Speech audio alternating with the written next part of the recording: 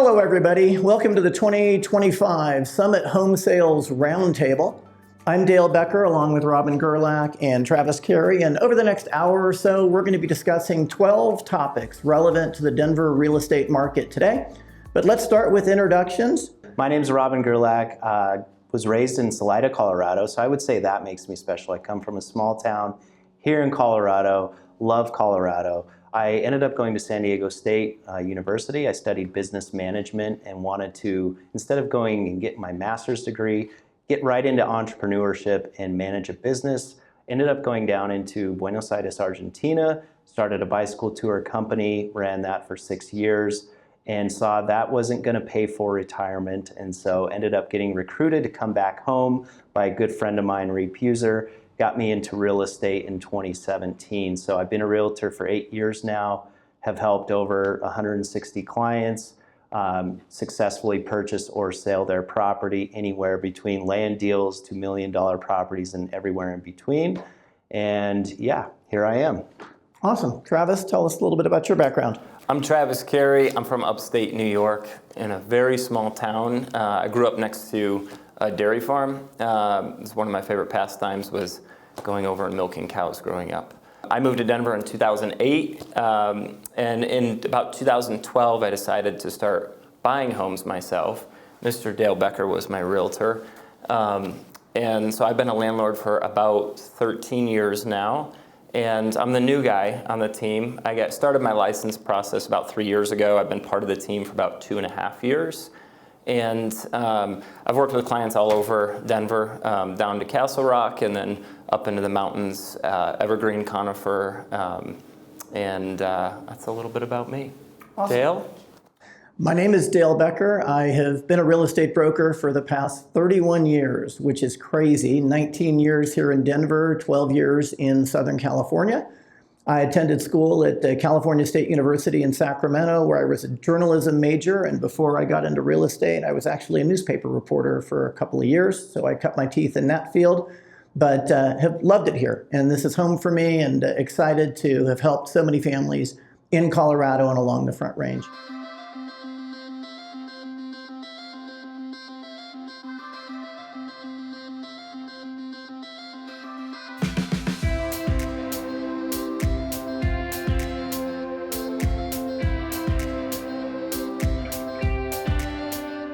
Why don't we start today by talking a little bit about the market and where things are right now. Robin, how are things looking out there? Well, good question. So today in our real estate market, let's talk first pricing, because usually when people say, how's the market, they want to know what housing prices are doing. Right now, the median home price in Denver metro area is $600,000. That's virtually flat from last year. And so what we're seeing is prices have pretty much stagnated year over year. But what's interesting about this is we are in here June 2025. This is typically when we hit the high point of prices every year.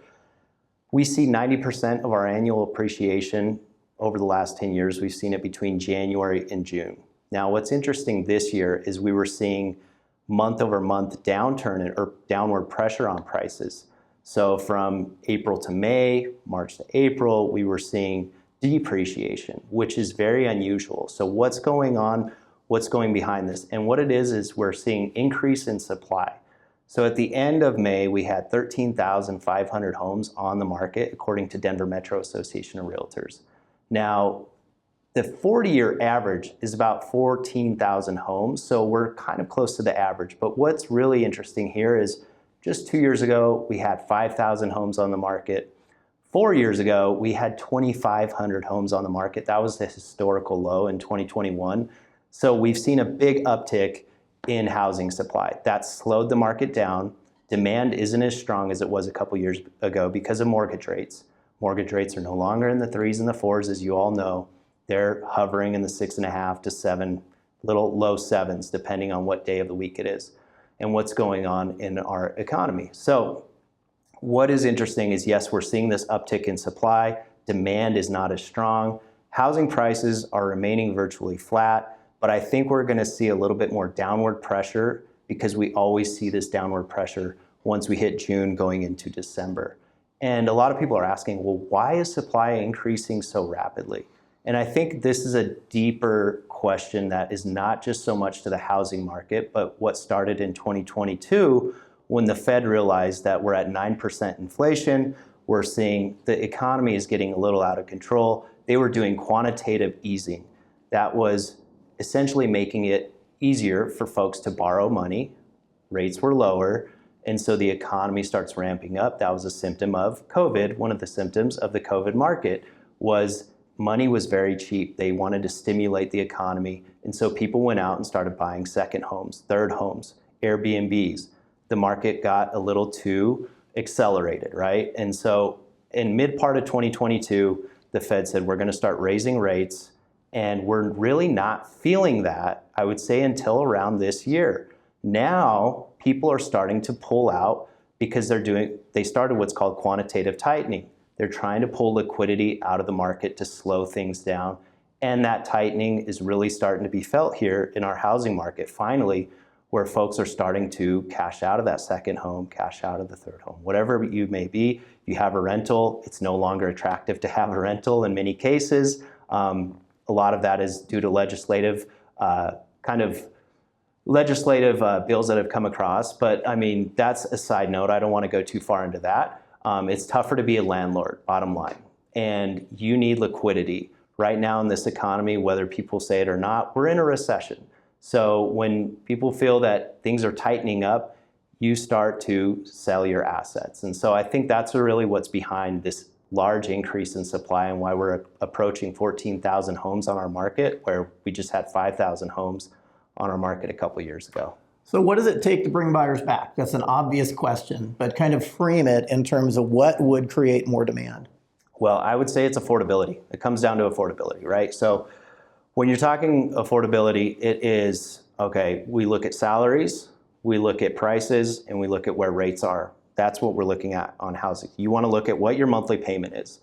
And today, for the median income and the median home price, if you're putting 20% down, you're going to be spending about 54% of your monthly salary on your housing payment. And ideally, you don't want to be spending more than 36% of that. In most cases, that's the general recommendation. So that is too high. That is why buyers are pushing back. At the end of the day, affordability is not there. So something has to break. Either rates have to come down, prices have to come down, or salaries need to come up. It doesn't look like salaries are going to catch up that quickly. It'll probably take another 5 to 6 years to catch up to these home prices and these rates. We can't speculate if rates are going to come down. So it looks like there's going to be a little bit of downward pressure on pricing to bring buyers back into this market. Well, and the hard thing with that too is when we talk about affordability, we have the price of the house, but then we also have, and like you said, your monthly expenses, but what else does it take to maintain a house? And we'll get into this a little bit later, but when you're going to sell your house, you need to prepare it and you need to present it. Because if somebody's taking on the monthly payment that you just talked about, and they see a house where they're going to need to put a lot of money back into it to fix different things with old HVAC systems or an old roof or whatever it might be, it creates a problem for somebody trying to sell a house. And we'll get into that. It's one of our topics today. But that's also a piece of the affordability, I think, that's really important. Yep.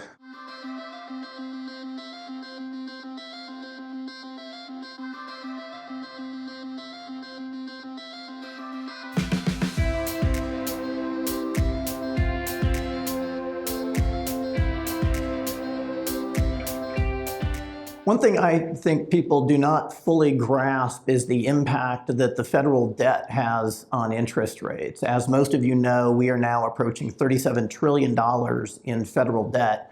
The challenge with that is you're basically seeing the federal debt hockey stick upward right now. And that's because a lot of that debt was financed 5 years ago at 1% or 2% interest rates. And now that debt's being refinanced at 4% or sometimes 5% interest rates. Mortgages are also packaged up and sold on the secondary market. They're effectively a competing investment with that federal debt. And with so much federal debt in the system now, investors are demanding higher and higher returns to buy this paper, and that's dragging mortgage rates higher. One of the real challenges I see inside the market right now is I don't know where the downward pressure on rates are going to come from. when the federal debt is doing what the federal debt is doing. And unfortunately, it does not feel like either party is serious about addressing that right now. So that narrative makes me feel like we are going to be in the 6 to 7% range for a while. And I think the philosophy of the current administration is they'd like to grow their way out of this debt. They're not going to cut. They had conversations around that. It got really ugly. And so the new philosophy is, let's do tax cuts and hope that we grow our way out of this, which is really, really a tall wall to scale. But I think that's the philosophy right now. None of that, to me, suggests lower rates in the short term. So I think you just have to deal with the reality of where we are. But it is a long-term concern. And the fact that so much of that debt was financed at ridiculously low rates in 2020, 2021, 2022, a lot of those debt obligations were financed on 3 and 5 year notes that are now rolling over at much higher rates. It's a really serious problem. So I don't know how to fix that, but that is one indicator to me that you're not going to see a lot of rate relief in the short term.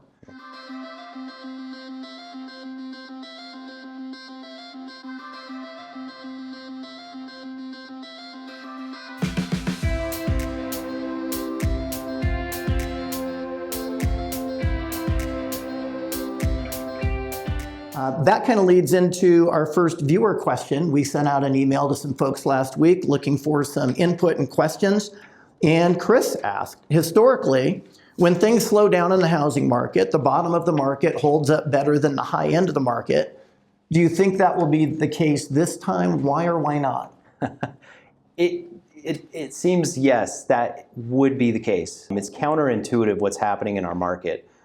But the market is top heavy. We were talking about this in a team meeting just a couple weeks ago, and we're seeing more activity, really between 500 and 700,000 is really a strong point of the market for the entry-level buyer. But we're seeing a lot of activity in that $1 million market, the luxury market as well, because there is money. People have equity. The boomer generation is transferring some of that equity into real estate for their kids, perhaps. But the entry-level market is where it is hardest to get into buying a home right now, because you are comparing a $4,000 a month mortgage payment with a $2,800 a month rental payment. And the math doesn't make sense anymore. It used to make sense and say, I can buy this in a year or two. It made total sense to buy this property rather than keep renting. But right now, you're going to have to stay in your property for at least 3 to 4 years for it to make sense to buy that property. Just with where appreciation is, where it may be going, it seems like it's just going to be flat for a while, if not depreciate a little bit. We don't have the crystal ball on where prices are going long-term or even mid-term, but just the monthly payment, it doesn't make sense for that first-time home buyer who's looking at a $300,000 condo or comparing it with an apartment. Their mortgage payment is going to be about $1,000 more a month in most cases. And so that market is really struggling right now. And in the higher level market, we're seeing it. There's a lot more transactions. So I feel like the framework for Chris's question is, historically, the market has functioned like a pyramid where you have more demand and more activity at the bottom because everybody has to start somewhere. And what's happened with this interest rate environment is the market is functioning much more like a diamond, where there's very little activity at the bottom and not a lot of people coming in to create that foundation. A fair amount of activity in the middle. There's activity at the high end because there is a lot of equity in the market, but you need that push from the bottom. Historically, that has been the strength and the foundation of the market, and it's not there right now. So I'm not really sure how that's going to change without some kind of government program, some kind of relief for first-time buyers, tax incentives, things of that nature, which really aren't being discussed right now. But until you get that foundation back, you're going to have a very disjointed market. And so I would say that unlike the last 3 decades where I've been in this business, I've always said the bottom of the market holds up best. Not everybody needs $1 million house, but everybody needs a place to live. In the world that we're in today, there are a lot of people who just can't even get started. And so again, that leads and lends to that stagnation narrative where your activity is with people that already have equity, who've already owned something. Those are your move-up buyers that you're talking about, and the higher end buyers. I mean, I've said to several people this year, I feel like in many cases it's easier to sell $1 million home than a $400,000 home. Yeah. I just listed a $1 million property that had 10 offers, 37 showings. It was crazy. A totally elite piece of real estate. There's plenty of money out there for elite real estate, but that $300,000 condo, very, very tough to make that work without mom and dad standing next to you. And the wealth gap. I was looking at a chart the other day. I mean, with real estate appreciating so much in the last 10 to 15 years, with people getting locked in at 2.5% interest rates, the wealth gap has grown tremendously. And it's always grown for decades. The wealth gap has continued to get bigger and bigger and bigger. And so, Robin, the house you sold last year, 1.6 million. I mean, it was busy. We had people coming in and out. We did an open house last year. And you have buyers. If it's ready and it's presented well and it's something attractive to people, the money is there at the higher end. But like Dale said, it's getting started. That's just incredibly difficult.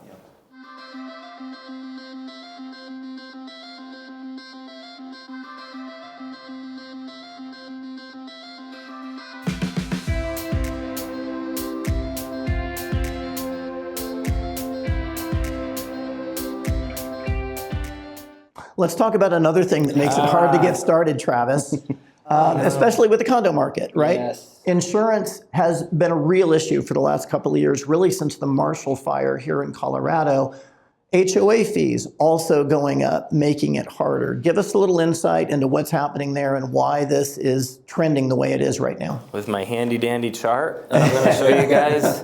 Okay, let's start by saying insurance has gone up. Everybody knows that homeowners insurance has gone up in some cases 2 or 3 times what somebody was paying just 5 or 6 years ago, which means you got into your home, you were able to afford your monthly payment, and then your insurance either went up, skyrocketed, or in some cases your insurance provider just dropped you.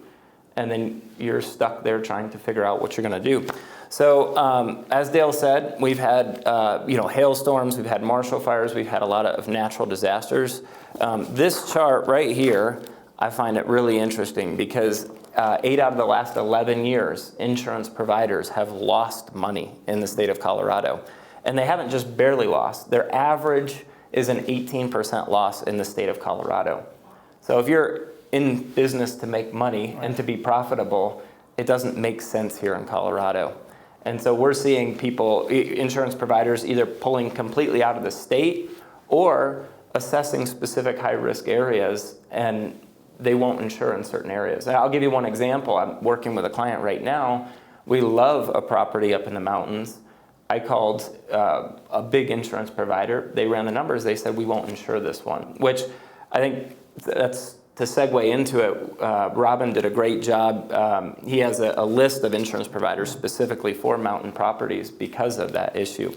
So insurance prices are going up, and we're going to talk a little bit about condos, townhomes, any sort of home with an HOA. What's happening there is HOAs are getting hammered with their insurance policies, and they're passing that on to the homeowners. And so in a lot of cases, your HOAs are going up dramatically because of increased insurance costs. One thing that HOAs are doing is they're increasing from a 5% deductible, they're pushing it up to a 10% deductible. Sounds great. That reduces their monthly expense for their homeowners, which is why they're doing it. However, that also makes HO6 policies significantly more expensive. There's significantly more out-of-pocket costs. Can you explain to the viewer, Trav, because that's a really good point. You came across this on a deal this year, and I think most, even agents and realtors don't know about this, but explain a little bit what the HO6 policy, because some of our viewers might want to be looking into a townhouse or a condo. Mm-hmm. What does that mean? An HO6 policy, so if you live in a townhome, at any given time, and we've all seen this many times, the homeowners association may have a meeting and say, hey, we need money for this or we need money for that. We don't have it in our account, and so we're going to put a special assessment on each homeowner. That could be $500. It could be $10,000. And when you're buying a condo or a townhome and you are on a monthly budget, and then you get a bill for $7,500 for a special assessment, that can break you. So HO6 is a type of insurance you can get to cover yourself in the case of a special assessment. So, but again, If the HOA goes from a 5% deductible up to a 10% deductible, that means that they're more likely to have a bigger out-of-pocket expense if there's an insurance claim. They have to cover the first 10%, not just the first 5%. So an HO6 policy is then going to be more expensive for each one of the homeowners. You also run into issues with lenders not wanting to make mortgages in communities that have 10% wind and hail deductibles. I ran into that one as well. Exact same situation. The HOA is trying to do cost containment. They figure they can lower their insurance costs by 20 or 25% by increasing that deductible, and the lenders say that's too much risk, we're not willing to take it, and now you have an uninsurable condo. So that's a really difficult challenge to work through. Another thing we were talking about was insurance by its very nature is designed to cover outlier events when 3 or 4 homes are damaged in a community.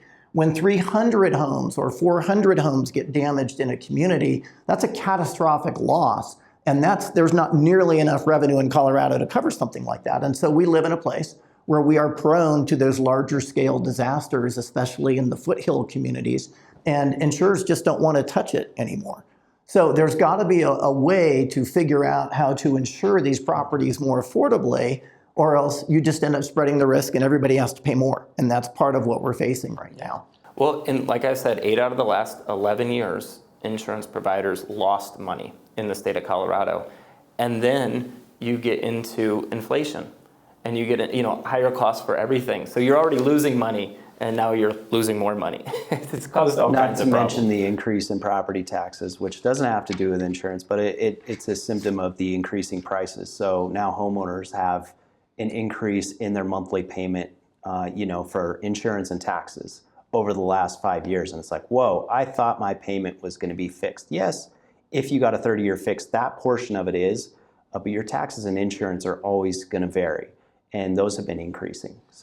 And we're going to move on to the next topic, but one quick thing I want to add to that, if you are looking at a home, whether it's got an HOA or you're just looking at a single family home with no HOA, it's important to do your due diligence before you're under contract, before you start spending money. You can call an insurance provider, you can give them the address of the house, and they can tell you whether it's insurable or not before you start going down the path and spending a lot of money.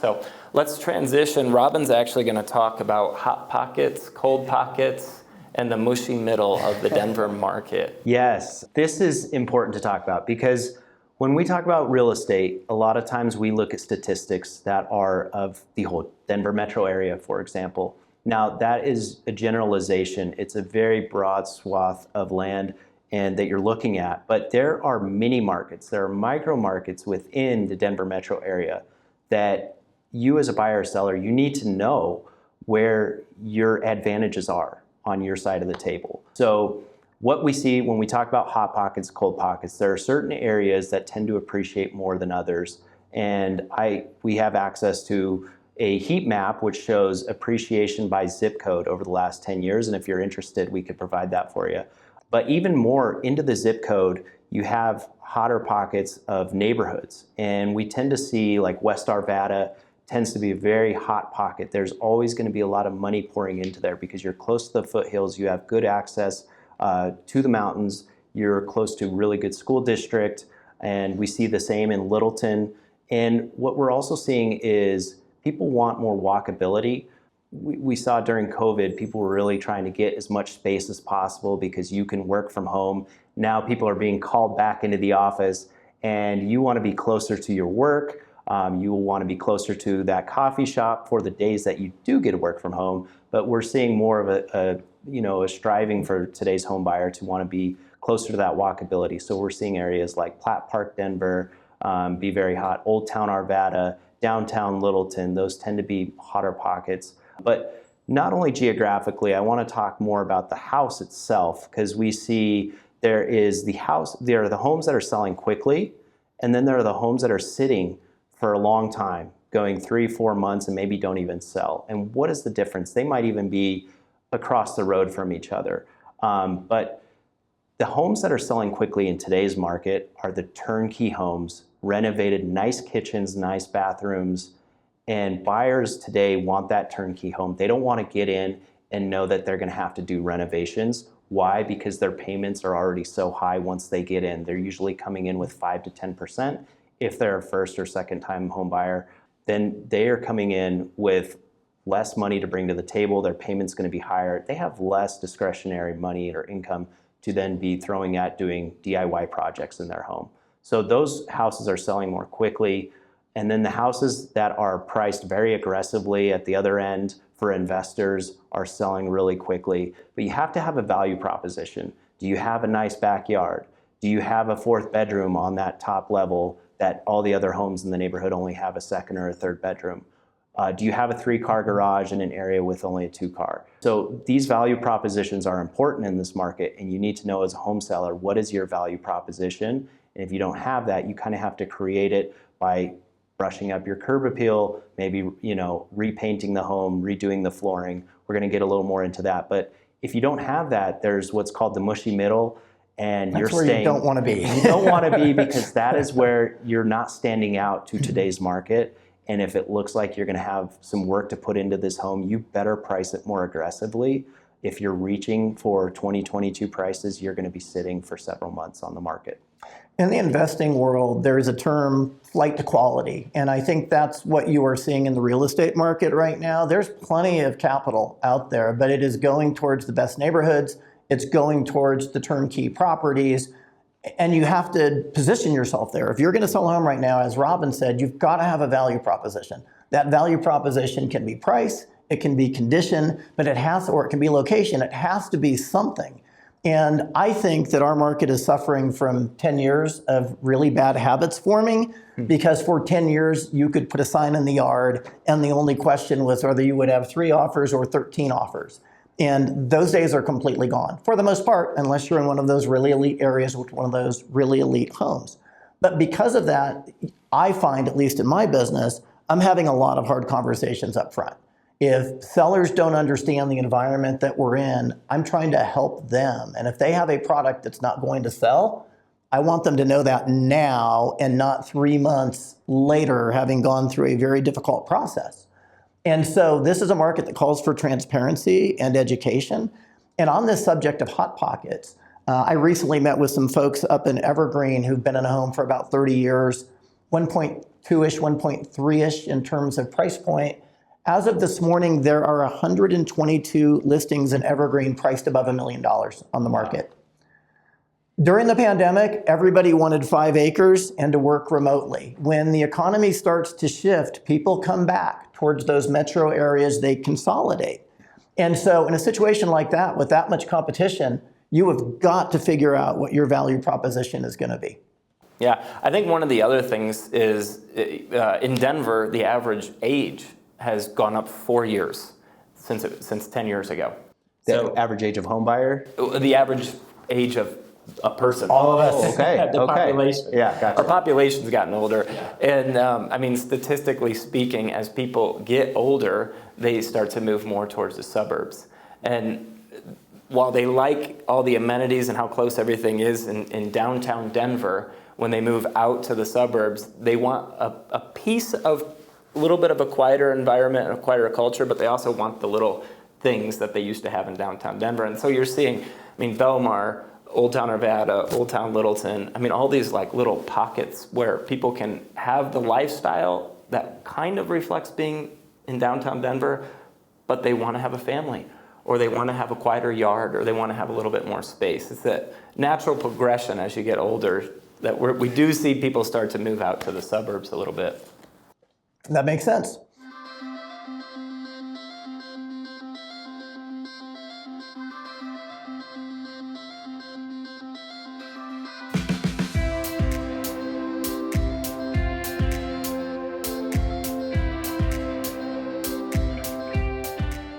Let's do another viewer question. A landlording question from Dana, who says, we own a home in Boulder that we've been in for about 7 years, and we are thinking of upsizing. Does it make more sense to keep this home as a rental or sell it and apply the equity towards our new home? Travis, who owns many rental properties, why don't you take a swing at this? Well, this is a quick one because it's subjective and circumstantial. I have rental properties. I mean, one of them I bought in 2013. I've refinanced it. It's about a 4% interest rate. It's cash flow positive. Even if I have 1 or 2 vacant months a year, it's fine. It's still profitable because of how low I bought it. I also fixed it up. So I bought it, and then naturally the market went up, but I also fixed it up. So in a case like that, I think it's great. I mean, I have 3 kids. It creates side income, cash flow. But I think we get this question a lot where people saw this happen. People bought houses 10 years ago, 15 years ago, and now they look at it and they say, wow, that's great. You cash flow positive every month, like with the rentals. I want to do that. And the reality is the numbers just don't work right now. And again, I want to go back to, it's a subjective question, and you really have to evaluate your own circumstances to see if it's right or not. But if it's not going to be profitable, and you don't have at least a 20% down payment to buy another home, and you're going to be stretching these numbers and paying mortgage insurance and struggling just to break even, it doesn't make sense. So it's a very tough question to answer because it really does depend on. I always say the least satisfying answer in real estate is it depends, but it depends. It depends. And in my own experience, honestly, from 2012 to 2019, 2020, anytime I had somebody that was thinking of selling a home, the conversation would begin with, have you thought about keeping it as a rental? Because when you had 8 or 10% appreciation baked into the market, the last thing you wanted to do was let go of that asset.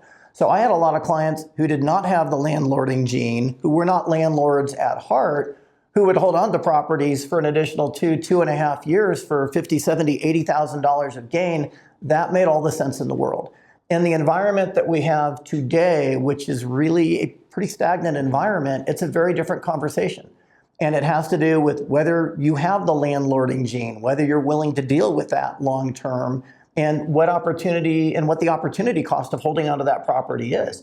If it is better for you to cash out of that first property, apply all the equity towards the upleg, have a more manageable payment, have peace of mind, that's great.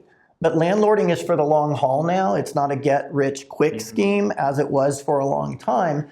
And as I said a few minutes ago, I feel like as a market, we developed a lot of really bad habits over the past 10 years, and now we are going through the process of unlearning those bad habits. Landlording is not for everybody. So the answer really is it depends, but you have to look at your own situation very objectively. And there's different kinds of landlording. You have what I think we're referring to now as long-term, 6-month, 12-month lease landlording. A lot of people in the last 5 years got into buying short-term rentals. And because that was all the attraction, you can see it on the TikToks and the Instagrams of how to build your empire of building these Airbnbs. You buy this for 10% down, and then what happened? The Airbnb market got really saturated. You see what's happening in Florida right now. It's a race to the bottom with so many people that bought the beach homes that are Airbnb in them, and it's happening even here in Colorado. And not only that, but there's been regulation that has come down on short-term rentals in certain areas that makes it nearly impossible to get any kind of profit out of them. And so some people have started turning to midterm rentals, or where you're renting it out to like travel nurses, for example, where you're getting some of the advantage of both of the short-term, where you're getting some turnover and you're getting good tenants to come in, and you're getting also, it's not as quick of a turnover as a short-term rental where you have to have a cleaner there every 3 to 4 days. So if you're looking into that kind of stuff, you have to treat it like a business.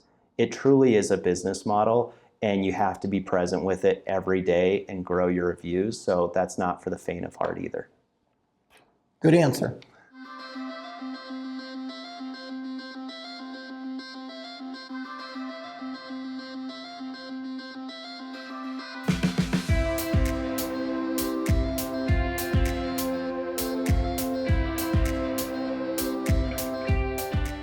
All right, we're going to shift gears a little bit, and we're going to talk about some industry issues and industry concerns.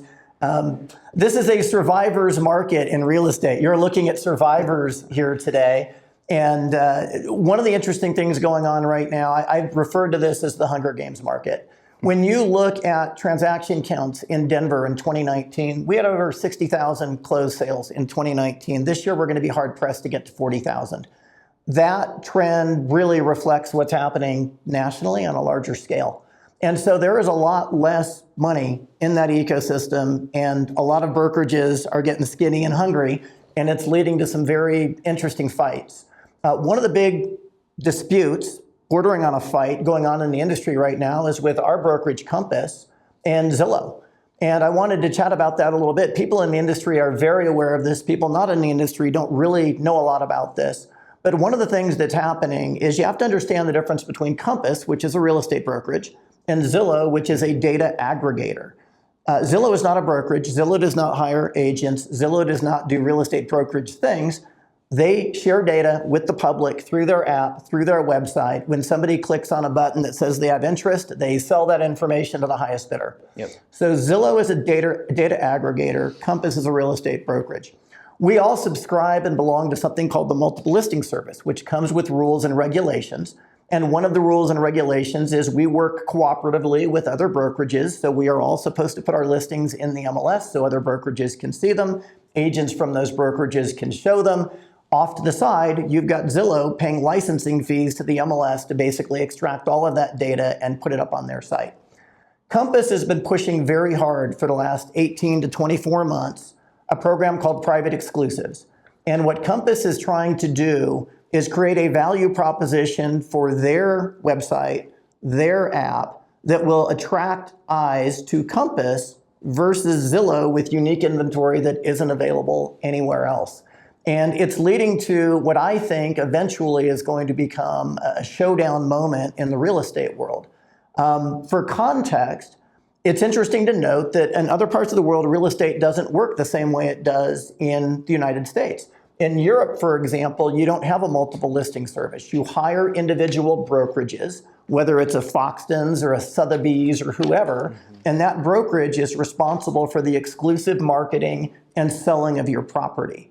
In many ways, it feels like Compass is skating in that direction because they're the largest brokerage in America. We have the most listings, and Compass, selfishly speaking, wants both sides of those deals. They don't like sharing half of the compensation with outside brokerages. And from a business standpoint, that makes total sense. But it's going to be very interesting because Zillow does not want Compass to break away from the MLS. But at the same time, Compass doesn't want Zillow functioning as a giant leech on all the proprietary listing data that's generated by the agents of major brokerages in America. So there are going to be some real challenges in the future around this. I do think that in this environment, you want to be aligned with the largest brokerage that has the most leverage in this type of environment. But one thing I say to my clients all the time is I really do feel like the next 10 years are not going to be like the last 10 years in many ways. And the real estate ecosystem right now may or may not hold together the way that it's currently structured. So it's going to be an interesting thing to keep an eye on going forward.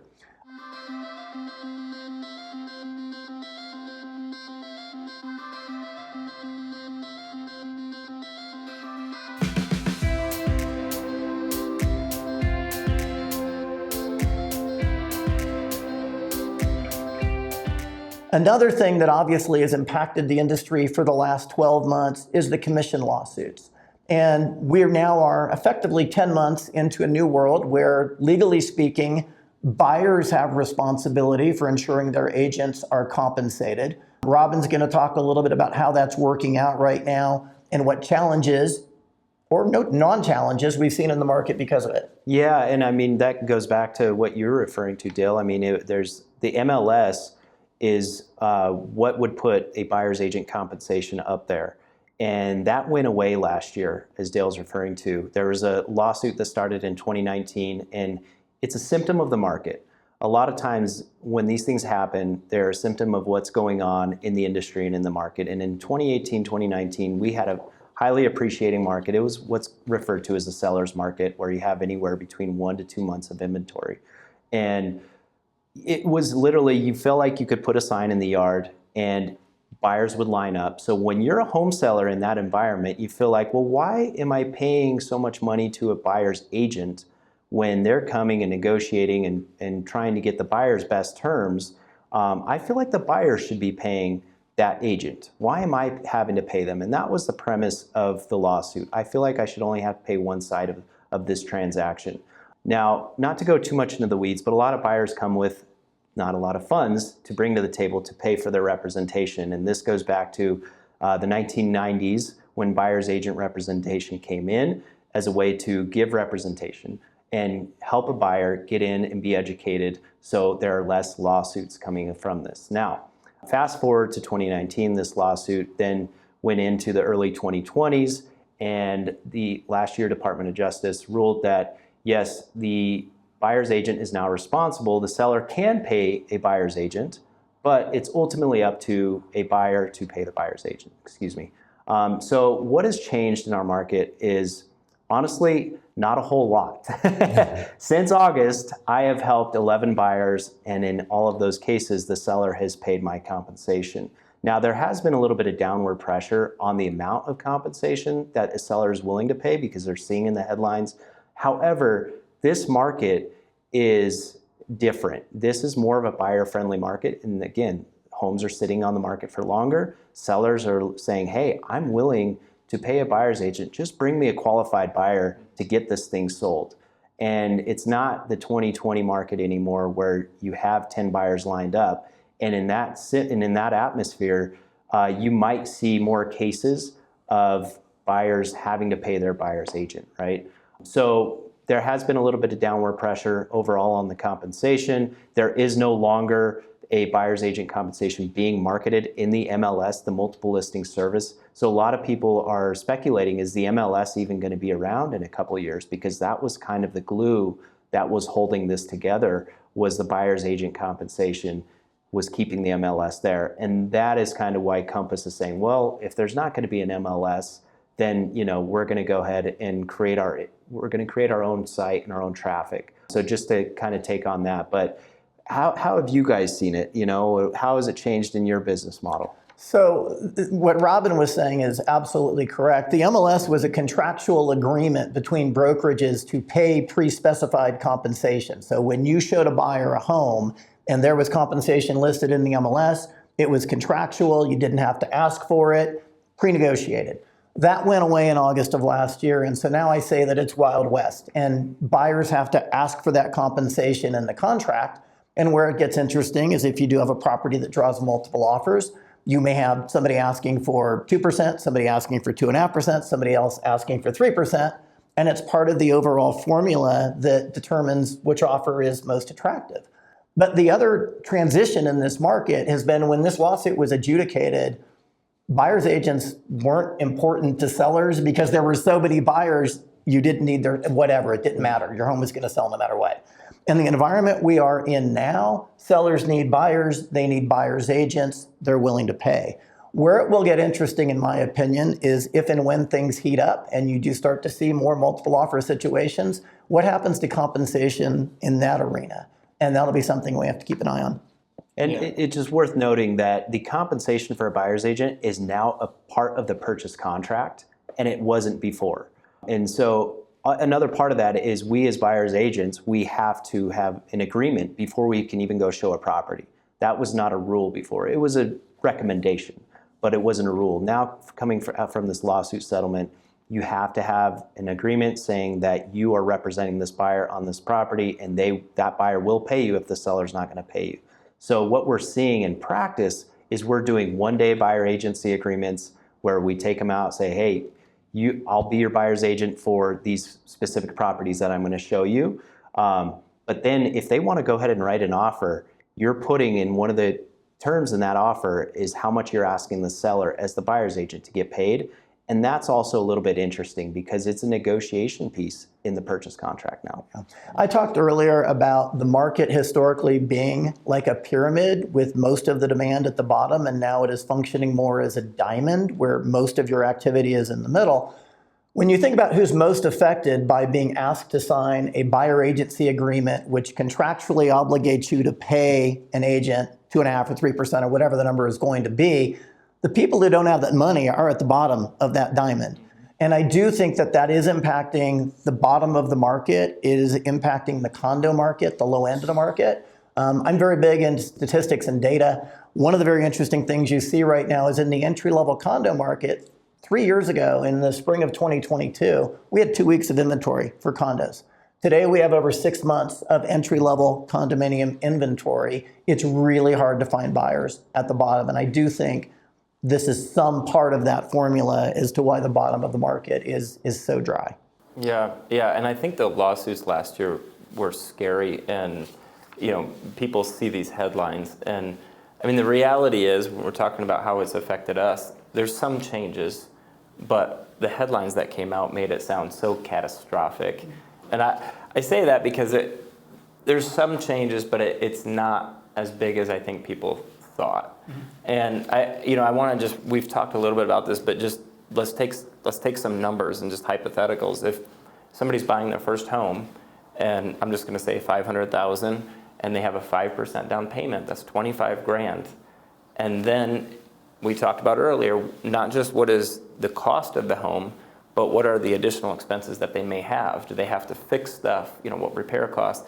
And then you also add in a market with over 13,500 homes. Then you also add in somebody unwilling to pay a buyer's agent, and you're not going to sell your house, or it's going to take a very long time. So we haven't felt it yet because sellers need buyers and buyers agents. When that environment changes, it's going to get more interesting, in my opinion.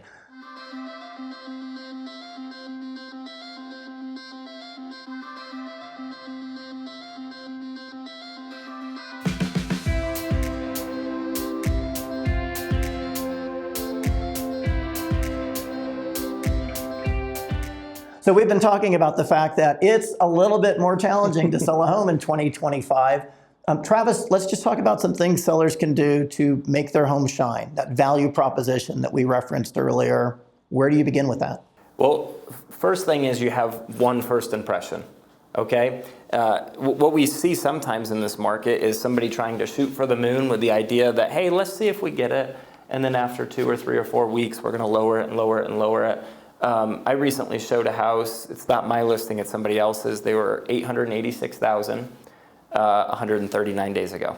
And now they're under $800,000. And we see that a lot in our market. You've got one chance to prepare your house and to present your house. And you don't get to go back. I mean, you can withdraw it, you can take more time, but then you've also got expenses and you're carrying a mortgage. So let's talk about what it means to prepare your house. First thing is, what are the expenses? Do you have an old roof? Do you have old HVAC systems? Does your house need to be deep cleaned? There's so many pieces to get your house ready for your first impression. So I'm going to list off a few things that I think are most important. The first thing is to do an analysis of your house with one of us, right? Go through each one of the pieces. I always say you want to get ahead of potential items that are going to come. They don't go away. In a market like this, turn liabilities into assets. Yes, you either deal with it now or you deal with it later. A big thing to get your house ready is to declutter and depersonalize. Our staters always say, as cute as our kids are, take family pictures, take anything that's real personal out. Big thing is cleaning. I know, Robin, you actually have the windows cleaned when you list homes. It's super important. Painting, if you're able to. Again, keep in mind that it's a first impression. And then one of the last things that I always encourage people to do, sometimes it makes sense and sometimes it doesn't, depending on everybody's situation, but staging is so important. And statistically speaking, a house that's staged and presented correctly can get 5%. The numbers are all over, but roughly 5%. And if you break that down, it's not even a question. But I want to give you an example of a house I recently sold and what we did to get it ready. We put mulch around the outside, in the back, and in the front. We pressure washed the house. We repaired several leaks that were under some of the faucets. We added trim pieces where it was scuffed up or broken or cracked. We had a company come in and haul some just junk away that was in the attic in the crawl space. We had the carpets all cleaned. We painted. We added sand to the sandbox in the back of the house. We deep cleaned everything. We added all matching soft white light bulbs. I could go through a list of about 10 more items. But again, if you're thinking about selling your home, I highly encourage you to do an analysis and actually go through the pieces that are going to make your first impression best. Little things like a lighting audit are really important. Mismatched light bulbs don't photograph very well. And you also, when you sell a home, you're selling emotion. And when people walk into a home, there's a feeling that comes with that home. And it's either consistency and care, or it's neglect and randomness. And as Travis said, you get one shot to make first impression. So the name of the game is to have that home as good as you can get it from day one, because you're going to need that in this market. Robin, you mentioned, or Travis mentioned, that you have your windows cleaned. What other things do you do that are unique? Yeah, it truly is. It's important. You want the buyer to walk in and feel like it's their home. That's what you want. And when we go in, and Travis is talking about, we do this analysis with our home sellers. Typically, I like to go in with the eyes of a buyer. Okay, what do I see that's wrong with this at the price that this seller is trying to get? And then we kind of peel the onion back from there. But yeah, I will typically always bring in a staging consultation, at least, at the very minimum. I try to get the house staged. And we could do partial stages if you're still living in the home, but I'll bring in a professional cleaner. I'll bring in professional window washing, because those details matter. If you get in and you see the windows kind of scuffed, or there's finger marks all over it, that speaks to that lack of attention and that lack of care. You're trying to sell a house, you sell it differently than you live in it. So you have to think that you're no longer living in this house, even if you still are. You have to start detaching and start presenting this to the market.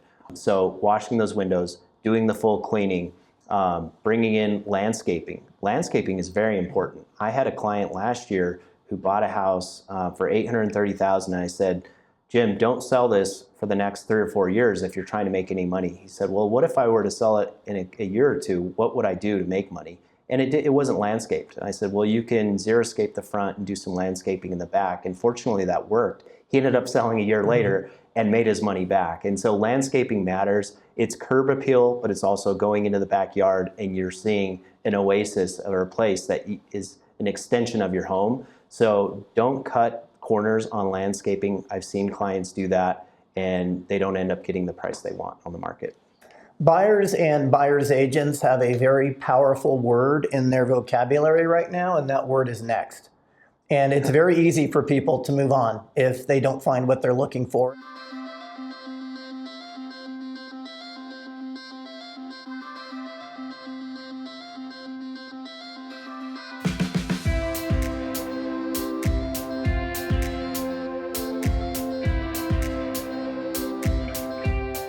And we're seeing this also play out in the field of home inspections. Inspections have become extremely challenging in the last couple of years. Robin's going to talk a little bit about some of the things that are upending transactions and how to avoid those bad outcomes. Well, yeah, we're seeing, as of June, 23% of homes that go under contract are coming back on the market. Now, that's data pulled over 30 days from mid-May to mid-June in RE, Colorado. Now, of those 23% of homes that are coming back on the market, I'm not going to say all of those are coming back on due to inspection, but most contracts that fall through, we know, fall through on inspection. That is where the rubber meets the road, and even so much so that what we send to our buyer clients when we get under contract, because the home buyer is always kind of on this high, yay, we're under contract, we're going to get the home. It's like, okay, now you're going to have the inspection, and reality is going to set in. Because home inspectors are going to point out every little piece that is out of code, that could be wrong with this property, that you're going to have to keep an eye on, and you're going to be looking at these report with red flags, and you're thinking, wow, I thought this home was nice, but it really brings you back down to earth. So we send out something that's called the psychology of home inspections, and what to expect when you're inspecting, because it's really about setting expectations for home buyers, but also for home sellers. And I think what's happening and why we're having so many battles on home inspections in this market, again, it comes down to money. We're having home sellers who are locked in at really low rates. They probably refinance, so they're anywhere between 2.5% to 4.5% on their payment, and they're maybe paying $1,500 to $3,000 a month, and they're selling to a buyer who's going to be coming in and probably be spending $4,500 a month. And so that is a lot different. That seller is thinking, hey, well, why is that such a big deal? Well, to this buyer, they want to move in and they don't want to have to deal with anything. So they want GFCIs in the outlets, even though those are maybe $150 and $200 a pop with an electrician. For a buyer, they want things done and they want things turnkey. And so that's where we're having a lot of disconnect. A lot of the issues that we're seeing come up on home inspections have been referenced earlier. Roofs getting beat by hail or wind, or just general delamination over time and aging. That is so common that these get called out, that we're having roofing contractors come out and take a look on an inspection. Sewer lines. You can't see a sewer line when you go in and look at a home.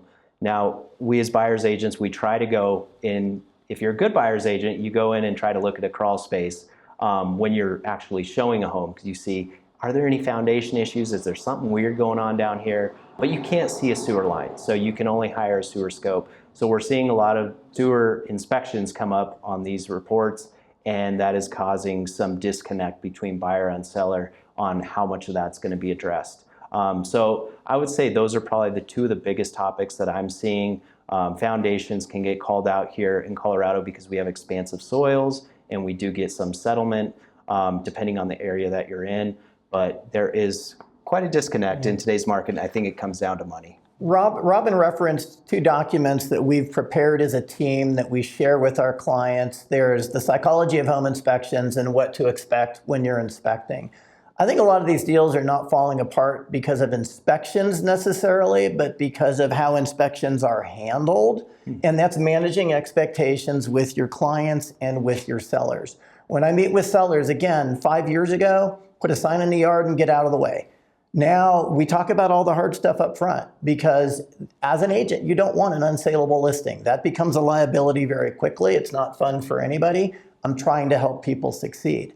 And so you have to have realistic expectations on both sides of the transaction. Buyers need to have a realistic expectation about what you can reasonably get, and sellers need to have realistic expectations about the fact that a 22-year-old furnace is not a 5-year-old furnace, even if it works. And buyers are going to go for that stuff in this type of environment. Yeah, well, I think we've lived in fantasy land for 15 years.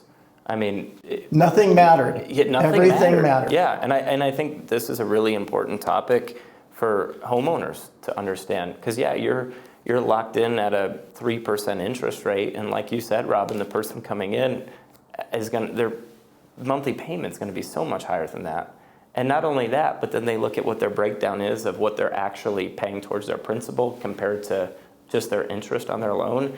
I mean, and I say that because if you really want to sell your home, then you have to be willing to do things to be able to sell it. Yeah, I mean, it's like any negotiation point. You always want to put yourself in the other person's shoes, see it from their perspective and what matters. And when you're buying a home that has some issues and you're using your last dollar, the seller just needs to help take care of certain things. Yeah, you need to have more creativity right now as an agent as well. I had a transaction recently that got stuck over the condition of the sewer line. Honestly, there was nothing wrong with the line. The buyer felt there was an issue with the line. Seller said, I just had the line cleaned. It's serviced every year. Everything is fine. Buyer's agent just kind of stood there. I spent the money to get that line cleaned. I spent the money to get that line rescoped. I presented the buyer with a video. I said, we're not going to negotiate this as part of the inspection. Here's the video. Here's a clean line, yes or no, and then we'll deal with the rest of it. But you have to get these transactions unstuck, because they get stuck very easily right now. And sometimes that means you might have to break out your checkbook. I don't recommend that. That's not something we all would, but you have to be able to keep these things moving. And that really is the name of the game, because a lot of transactions fall apart, not because of the inspection, but because of the way inspections are handled. Experience and expertise matters.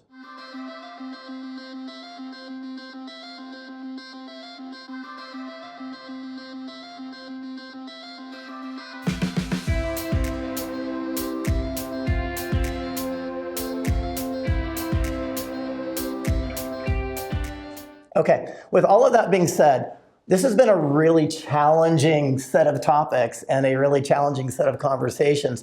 Let's turn the page a little bit and talk about maybe some success stories here in 2025. It has been a hard market. Robin and Travis, talk to us about something maybe that you've done extraordinary, you wouldn't expect to happen in a market like this. Yeah, I'll start. So my client bought a townhome a couple months ago, and we had kind of a unique approach.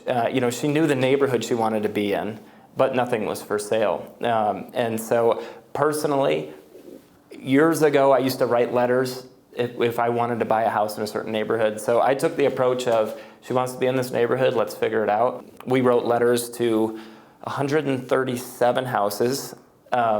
We did get a call back, actually, from the president of the HOA. And she let us know of a property that she knew would probably be coming for sale. We ended up going to see it, and it needed a lot of work. Well, we ended up buying the property from the homeowner for $100,000 under the exact same property down the road that was fixed up and beautiful.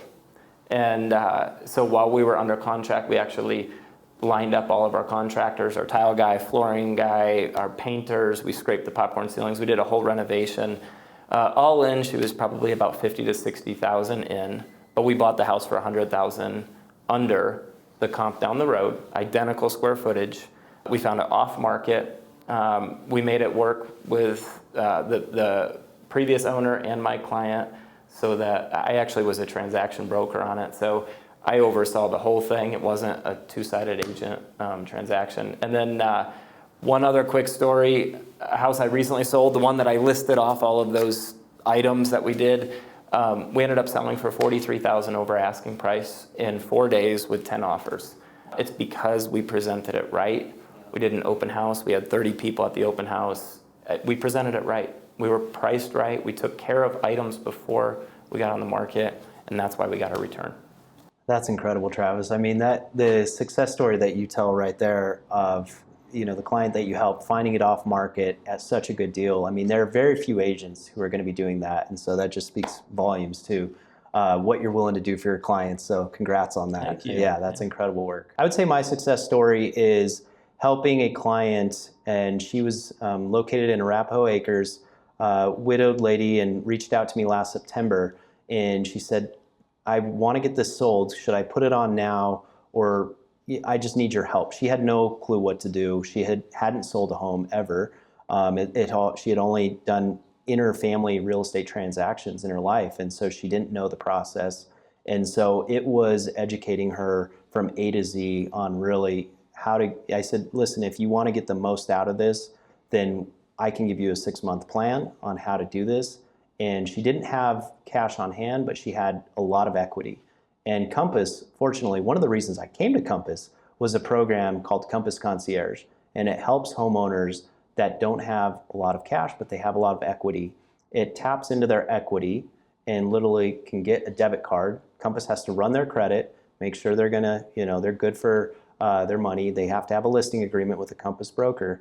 And you have to have some estimated bids of the work that you're gonna do. And you get a debit card and you can start working on it. So we set her up with Compass Concierge, and we brought in new flooring, new painting, set up her home perfect for the market in that neighborhood. We kept some of the historical charm because it's a very mid-century modern type of home neighborhood. And so we wanted to keep some of that there, but we wanted to modernize some of the finishes there. The flooring was very beat up, and it was a cork flooring, and so we had to bring in a new flooring that was good for mid-century modern. So I learned a lot on that deal, but I was also grateful that I was able to put her in touch with all of the contractors who came in, did the work, got her the access to the funds.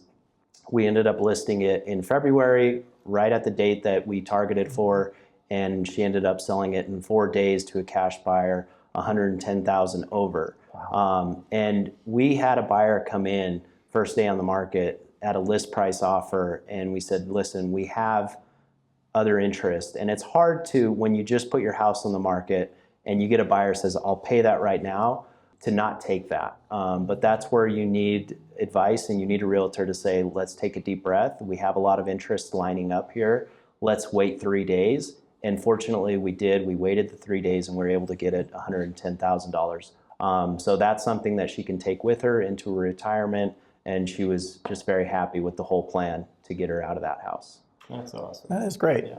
I would entitle my story, Coachable Clients Get the Best Outcomes. I met with parents of past clients last August down in Centennial, folks that had been in their home since 1995. And like a lot of folks that have been in a home 30 years, they had a lot of stuff.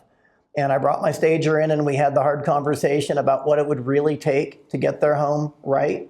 We also talked about seasonality in the market and how challenging it can be in Q3 and Q4, and that really prime time for selling in Colorado historically has been February through April.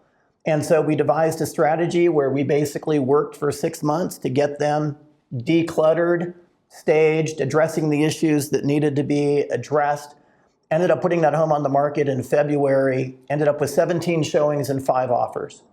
These folks were prepared to live in an apartment, live with their kids, live in a camper until they could find what they wanted on the other side. They were prepared for that pain.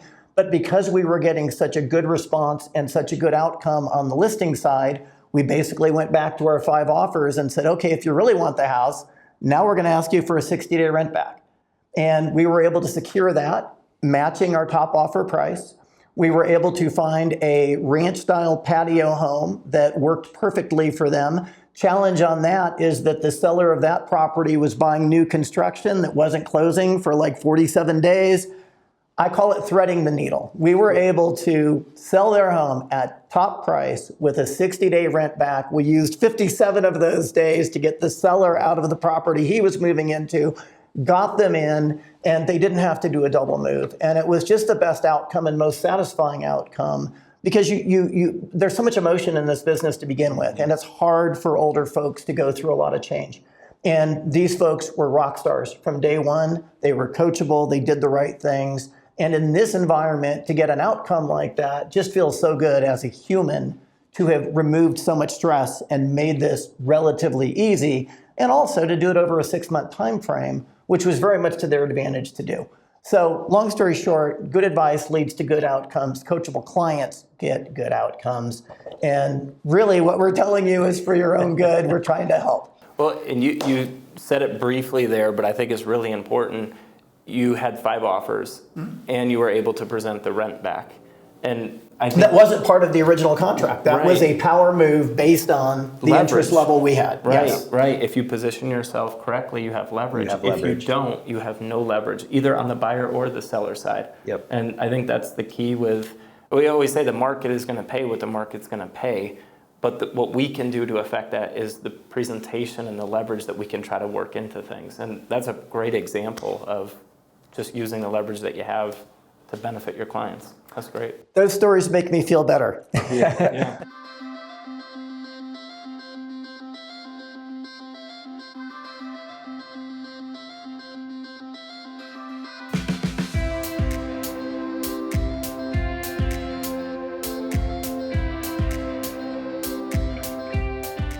All right, as we wrap things up today, we wanted to close with kind of a fun topic. So it seems like forever, Denver was one of the hot markets in the United States. We were always top 3, top 5. So much growth has happened here over the past 12 or 15 years. A little bit different picture today. Zillow just recently released their list of the top 10 markets for 2025. And we were just going to go thumbs up, thumbs down on some of these places. Would we move to these cities? So we will start with number 10, Salt Lake City. Robin, would you move to Salt Lake City? I would, yeah, just for the nature, yeah. Oh yeah, I think that'd be very fun to live in Salt Lake. Similar climate, a little bit more affordable, probably not as much to do. Yeah. Maybe. Yeah. Number 9, Richmond, Virginia. I would say no. I'm East Coast. I'm from the East Coast. Yeah. I absolutely would say yes. I have a lot of clients from Virginia and who have moved to Virginia. I personally don't know much about it other than there are a lot of government jobs. So if I had good government employment, I would probably look seriously at Richmond. All right, number 8, Kansas City. No. I don't. No, I can't. No, do Kansas I would have to City. get rid of my Broncos gear. Winters There's would no be brutal. way. There's no way. I can't stand the Chiefs. Kansas So, City, sorry. bad. No. Sorry. Kyle, I'm talking to you. Sorry, down on Kansas City. Number 7, Charlotte, North Carolina. Yes, I would say yes to Charlotte, North Carolina. My go-to market outside of Denver would be Asheville, North Carolina. That's one of the places I'm very interested in, and so yes to Charlotte. I'm a fan of the Carolinas. Yeah. I'd say yes. Yep. Yep. I've never been, but people I respect have gone there, so I feel like based on that, it's probably a yes. Number 6, St. Louis, Missouri. I would have to say no. I don't know. I just can't. The Midwest, I wouldn't be able to do the winters and the humidity there, and I don't think there's just enough going on. So I'll stay in Denver. on Yeah, that one. I'm not going to St. Louis. Yeah. Nope. You know, it's the value proposition with St. Louis is affordability Yep. more than anything, and I understand that. So I respect people that are making that choice. But you're right. We have, in theory, 300 days of sun here. It's cold, cloudy, and dark much of the winter there, and it's really muggy in the summer. So marginal on that. Number 5. I don't understand how this one got on the list. Philadelphia. I don't understand that either. Help me out. I would go visit Philadelphia. I've never been. I think it has great history. I want to run up the Rocky Steps, see the Liberty Bell, all that good stuff, but I couldn't live there. Sorry. No, I agree. It would be cool to see the Yeah. Rocky Steps, though. Yeah. Eagles fans are the worst. I'm sorry. It's a Yeah. hard no for me. I would become a mean person if I lived there. Hartford, Connecticut, number 4. Yeah. Yeah, I would say yes to Hartford, Connecticut. I think it's close to New York City for enough activity, but far enough out that you have enough quiet and privacy. I have It is family cold. there too. It is cold in the winter. Yeah, the winters would be tough. Anywhere in the Northeast, yeah. Yeah. Maybe a second home in Hartford. Yeah. Yeah. Number 3, similar vibe, Providence, Rhode Island. Gosh, this one is hard. I don't know enough about Providence, Rhode Island. I'll say no. East Coast is really hard. I have to be very selective on the East Coast. Yeah, I'm a yes on that one. Yeah. I've been there before. Okay. It's beautiful. I mean, there's a lot to offer, Yeah, I a don't lot know to enough do. about it. Yeah, I'm a yes. Second, third home territory. I'm just Yeah. buying houses all over the country now. Final 2, number 2, Indianapolis. Indianapolis, I'll have to say no. I like the Indianapolis sports teams going back to the Colts and Peyton Manning. I used to like them a lot, so I became a Colts fan in the early 2000s, which was funny. But I just don't know if there's enough in Indianapolis that I want to live there. Maybe buy a rental, for college rental, and just cash flow. Yeah. Yeah, I'd visit, but Yeah. I don't want to live there. I'd love to go see it. Yeah. I had a client who moved there about 8 years ago who told me Indianapolis was going to be the next big thing. And it took time, but it worked out. So Yeah. I'm happy for Colin, and I'm trusting his judgment. So It's Indianapolis, I'm more okay with Indianapolis. A-okay. Number 1, shocking, Yes. Buffalo, New York. Buffalo, New York. Let's I go, mean, Buffalo. I would live there from September 1st to October 15th, and that's it. I don't ever want to be in a winter in Buffalo. I like the Bills. They're a great team and franchise. Niagara Falls is close. That's kind of over in where Travis grew up, upstate New York. But sorry, that's a no for me. Sorry, Buffalo. Well, I was reading this. For 70 years, their population decreased until 2020. Huh. Yeah, and it's number 1 now. And they say it's so I'm from about 3 hours from Buffalo. I never went to Buffalo. I mean, I've been there, but not very often. But the job market is vibrant. The people are friendly. They have sports teams. Wow. It's not a huge city. There's not a ton of traffic. I mean, I get it because I was shocked, and so I was like, researching it a little bit. But I would not want to live there. If you don't like winters and snow and cold and never seeing the sun. I need to see what the new football stadium looks like when it's built, because if it was nice enough, I would look at it. Plus, you can buy a house for cheap. So there's that. It's like the Denver airport. It's out in the middle of a field way outside of town. Oh, you're hurting me. Wow. Well, thank you, everybody, for spending an hour with us. We really appreciate it. We hope that you've learned a few things here today. We're here to help. We're the Summit Home Sales team with Compass, Robin Gerlach, Travis Carey. and me, Dale Becker. We're really grateful for you, and if there's anything we can do, we're always here to help. Thank you, and have a great day. Thank you, guys.